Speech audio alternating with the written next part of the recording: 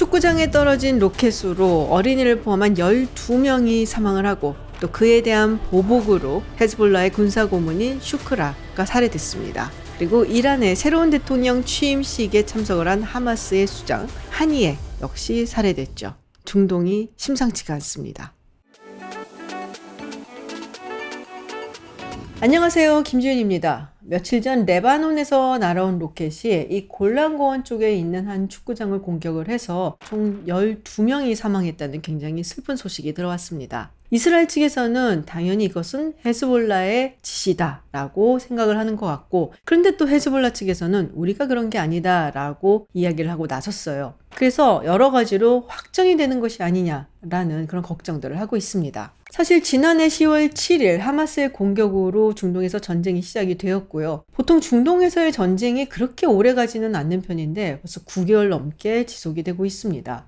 이스라엘이 사실 처음부터 헤즈볼라를 치겠다라는 이야기들을 공공연히 해왔었는데 지금 휴전 협상이 마무리 지어지지 않았고 또 인질들도 아직 돌아오지 못한 상황이기 때문에 이 헤즈볼라와의 어떤 전면전이라든지 이런 것은 조금 힘들어 보였는데 과연 이 사태에 대해서 이스라엘이 어떻게 반응을 할런지 상당히 걱정이 되고 있죠. 그래서 오늘은 이스라엘과 헤즈볼라와 이스라엘 이야기를 조금 해보려고 합니다.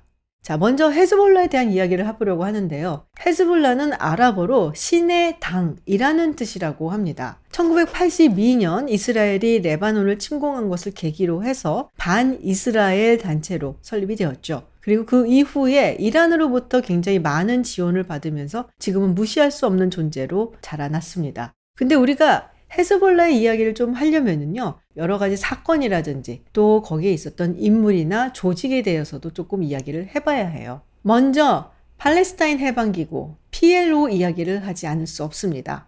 원래 PLO는 예루살렘에서 탄생을 했는데요. 1967년 전쟁 이후에 요르단으로 그 본거지를 옮기게 됩니다. 그런데 이곳에서 이스라엘에 대한 게릴라전이라든지 여러 가지 공격을 하게 되고, 그러면 이스라엘은 또 보복 공격을 하게 되고, 그러면서 본의 아니게 요르단이 굉장히 많은 피해를 보게 됐어요.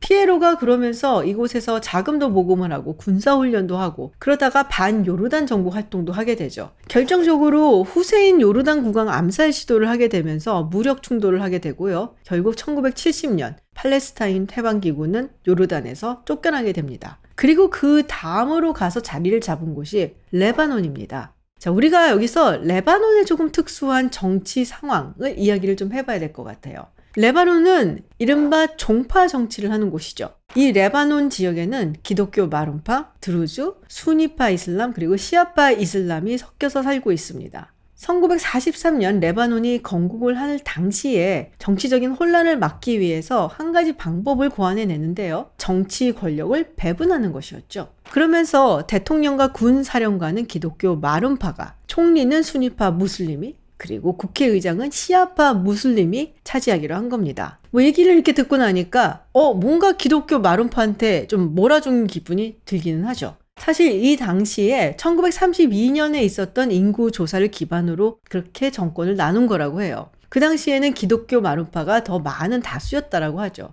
제가 알기로는 그 이후에 인구 조사를 다시 한 적은 없는데 지금 상태로 봤을 때는 아무래도 무슬림 인구가 기독교 인구보다 훨씬 많다라는 겁니다. 그 중에서도 시아파 무슬림 숫자가 상당히 많이 늘어나게 됐는데요. 그러면서 이 시아파 무슬림 측에서는 불만이 자꾸 쌓여져 갔었던 거죠. 기독교도 기독교지만 수니파 무슬림에 비해서도 정치적, 경제적으로 차별을 받는다라는 인식을 갖게 되고 그러면서 서로 간의 갈등의 골이 깊어지게 됐습니다. 그리고 마침 또 레바논 쪽으로 옮겨온 피에로, 팔레스타인 난민들과 함께 섞여 살면서 이들과 기독교 마론파 사이의 갈등과 무력 충돌도 잦아지게 됐죠. 그러다가 결정적으로 1975년 4월 13일 베이루트에서 팔레스타인 게릴라들이 기독교 민병대의 지도자인 피에르 제마예를 암살하려고 시도했던 사건이 일어나게 돼요.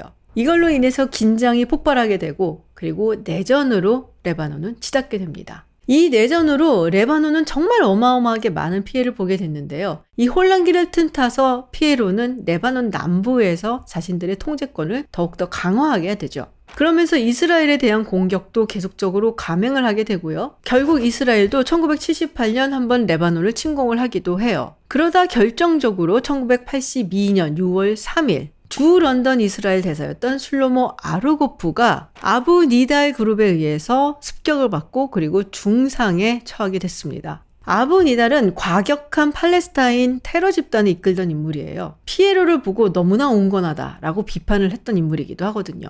이 일이 계기가 돼서 결국 이스라엘은 1982년 6월 6일 레바논을 침공하게 됩니다. 당시 이스라엘이 베이루트까지 진격을 하게 돼요. 물론 그리고선 다시 레바논 남부 쪽으로 내려오기는 했죠. 그리고 2000년 철수를 하기 전까지 이쪽을 점령을 하고 있었습니다. 사실 어떻게 보면 이스라엘 입장에서는 성공적인 작전이다라고도 말할 수 있겠지만 사실 따지고 보면은 꼭 그렇지도 않은 게요. 이스라엘이 레바논을 침공을 하면서 이 레바논 남부 지역에서는 특히 반이스라엘 감정이 아주 극단으로 치닫게 되죠. 이때 당시에 이런 감정을 표출을 할 수 있었던 계기가 또 뭐냐? 저 멀리 1979년에 이란에서 있었던 이란 이슬람 혁명입니다. 시아파 이슬람 공화국을 성공적으로 세고 나서 사실 호메이니가 이게 이란에서 그치는 것이 아니라 전 중동 지역에 모두 퍼져야 된다라고 이야기를 했었던 거죠. 그러면서 결국에는 이스라엘에 대한 반감이 그냥 반감으로 그친 게 아니라 헤즈볼라가 탄생하게 되고 그리고 헤즈볼라는 그 이후에 이란의 도움을 받고 계속 성장하게 됩니다.